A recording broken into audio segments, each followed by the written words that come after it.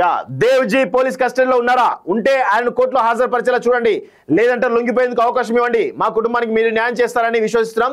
CM Revanth కు X వేదికగా దేవ్జీ తమ్ముడి కూతురు రిక్వెస్ట్ అంటూ చూస్తా ఉన్నాం. ఏం లేదు, దేవ్జీ ఎవరండి? దేవ్జీ తిరుపతయ్య ఎవరు? మాలా సామాజిక వర్గం సంబంధించినటువంటి వ్యక్తి, నాయకుడు.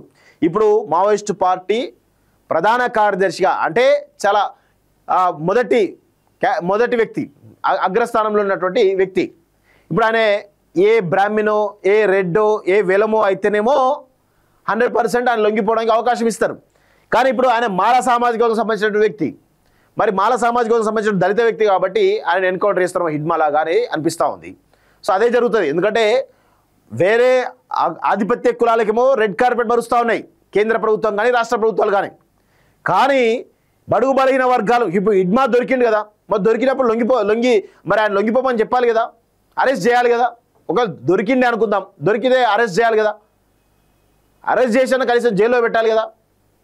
అది చేయరు, చేయకుండా ఎన్కౌంటర్ చేసి పడేస్తారు. ఇది జరుగుతున్నటువంటి పరిస్థితి. సో దేవ్జీ కూడా పోలీస్ కస్టడీలో ఉన్నారని చెప్పి చాలా స్పష్టంగా చాలా రకాల కథనాలు బయటకు వస్తూ ఉన్నాయి.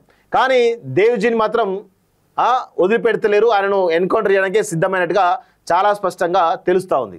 మావోయిస్టు పార్టీ ప్రధాన కార్యదర్శి తిరుపతి అలియాస్ దేవ్జీ పోలీసు అదుపులో ఉన్నాడని గత కొన్ని రోజులుగా వార్తలు విస్తృతమైనటువంటి విషయం తెలిసిందే. దేవ్జీని ఎన్కౌంటర్ చేయబోతున్నారని పౌర హక్కుల సంఘం నేతలు సైతం ఆరోపిస్తున్నారు.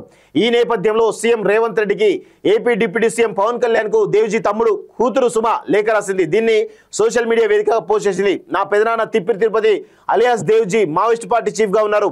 ఇటీవల ఆయన పోలీస్ కస్టడీలో ఉన్నారనే వార్తలు వైరల్ అవుతున్నాయి. ఈ వార్తలు నిజమా కాదా అనేది మా కుటుంబానికి స్పష్టంగా తెలియడం లేదు. కానీ ప్రతిరోజు వినిపించే ఈ సమాచారం మా కుటుంబాన్ని తీవ్ర కలచివేతకు గురి చేస్తుంది. ఒకవేళ ఈ వార్తలు నిజమే అయితే దయచేసి ఆయన కోర్టులో హాజరుపరిచేలా చూడండి, లేదా లొంగిపోవడానికి అవకాశం ఇవ్వాలని మా కుటుంబం మనస్ఫూర్తిగా మిమ్మల్ని వేడుకుంటుంది. గత 40 ఏళ్లుగా మా కుటుంబం ఆయన కోసం ఎదురు చూడని రోజు లేదు. ఆయన కోసం ఎదురు వేచి చూస్తున్నటువంటి సమయాన్ని మాటల్లో చెప్పలేం. న్యాయం కోసం నిజమైనటువంటి నాయకులు ముందుండేవారు మీరు అని నమ్మే ఒక పౌరురాలిగా మీ స్పందన కోసం ఎదురు చూస్తున్నాను సార్ అంటూ లేఖలో పేర్కొన్నారు.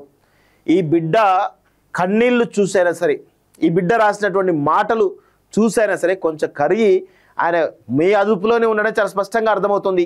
కాబట్టి దయచేసి ఆయనను కోర్టులో హాజరుపరిస్తే కనీసం ఆ కుటుంబానికి కొంత రిలీఫ్ అని అవుతారు.